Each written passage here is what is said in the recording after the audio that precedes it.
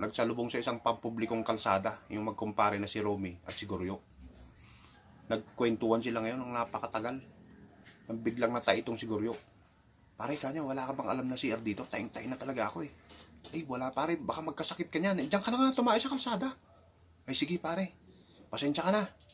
Ngayon, habang tumatay itong si Goryo, nadaan yung mga tanod. Hoy! Hindi niyo ba alam na nasa public places kayo? Ba't diyan kayo tumatay? Eh, pasensya na po sir, kanya, at wala po akong makitang CR dito. Ay, makukulong ka niyan sa ginagawa mo na yan, sabi ng tanod. Sir, di ba yung kalsada ay para po sa lahat ng mga tao? Ay, oo nga. Kaya dapat panatalin nating malinis. Eh, ganito na lang po ang gawin natin, sir, sabi ni Goryo. Pagka nagpartihan po, yung parting may tae, yun na lang po ang sa akin. Yun na lang pong walang tae, yun na lang po sa inyo.